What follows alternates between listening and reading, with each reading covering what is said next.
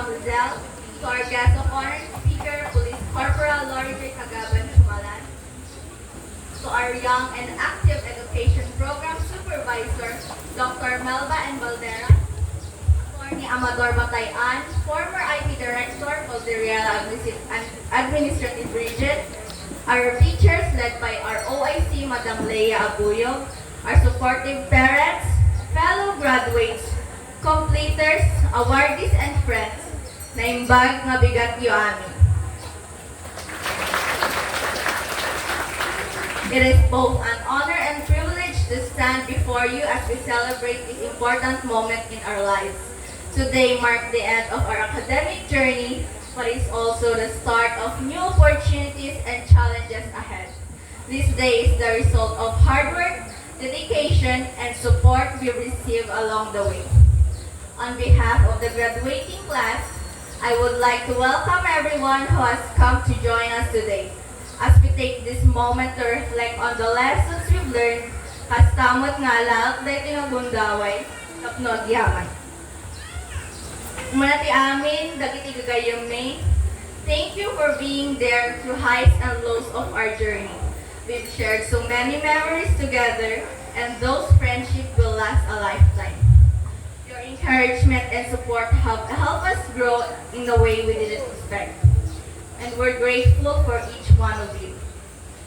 To Dwayne, I want to thank you for your love and support. You have been by my side through every step of this journey, and I am so thankful for you. Kastamot nga hanmi pulos malipatan dagiti ayatan nga mamaestras ken mamaestros mi, nga iso nga nang muli ken nang tubay kada kami, tapno ti kasta ket agbalin nga naan-anay ti manakaamumi. Iadkas ko tinalaos nga panagyaman. Dawatat man nga tumakdar dagiti padak nga graduates kat ipukhaw tayo ti thank you teachers. Thank you teachers. Kastamot nga dawatat iti agyaman kini Ma'am Deborah nga awan kanya tayo tatan.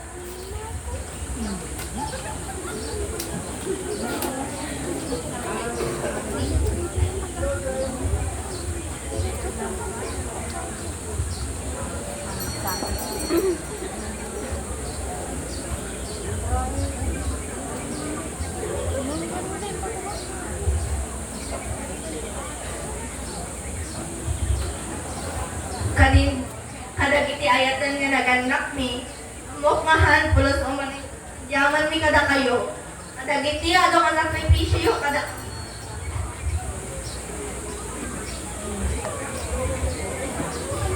Kadagiti dadong nga naganak at uray laga prod na madayo at wala ang may tadat kasapulan mi.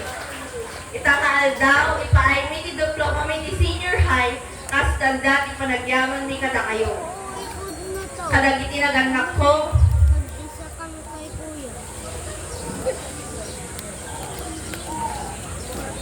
Mama, iti trabaho, kangap ti kinarigan ti maestra.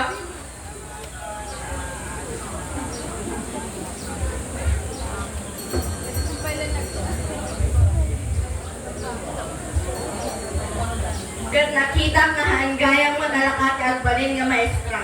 Nalado mama kay Reynang ton tibigat at dapay lahaw ni nanang ko nga glap-glap-glap. Ado ti tiyempo nga maladaw pay amin nga gawid at mga teachers. Di na pa'y masangot at pulbos and at lipstick. Iso nga inggat at takas lapay lang haggard. Gumlaksid ti ganot kinaado ti trabaho mama ti kapulos nagliway nga ng 30 kasapulan mi kinadin ko. Di ayat ken sakripisyong nagliway na ng 30 kasapulan mi kinadin ko. Dinaayat ken ng sakripisyong kada kami kathan dito pulos masubadan. Papa, nagasat kami kinadin ko na sikatin ang balin nga amami. May sanganaanos na ayat ken nagagat nga ama. Oray may stress ni mama, nakaisom kalata. Sikat, di ba? Nakakita nga oray ay niyang arigat bibiyag. Masapol nga iisem tayo latang. Mama, papa, ay ayatan kayo launay. As we move forward, forward, we also want to recognize the challenges we faced along the way. There were times when things seemed difficult and we doubt ourselves. But we keep on going because we knew we weren't alone. The love and trust of those around us gave us the strength to push through. Every late night study session, every test, and every moment of doubt has led us to this point. Lastly, to our Almighty God for His guidance. As we look ahead, I want to share the words from Isaiah chapter 60 verse 22. When the time is right, I, the Lord, will make it happen. This reminds us that God's timing is perfect, even when things don't go as planned. We can trust that everything happens for a reason. As we move forward into the next stage of our life, let's do so with faith, knowing that God's purpose is guiding us.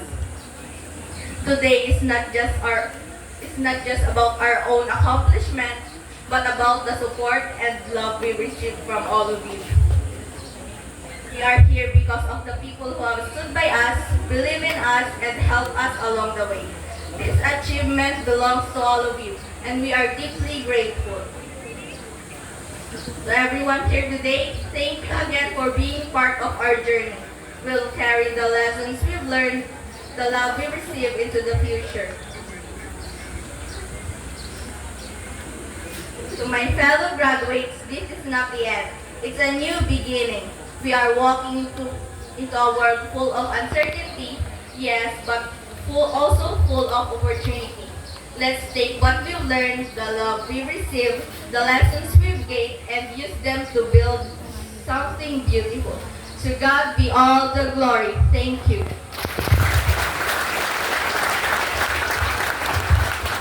Thank you so much, Ms. Zaclyn Lheanne Abuyog, for that very emotional, warm welcome. You really left us teary-eyed this morning.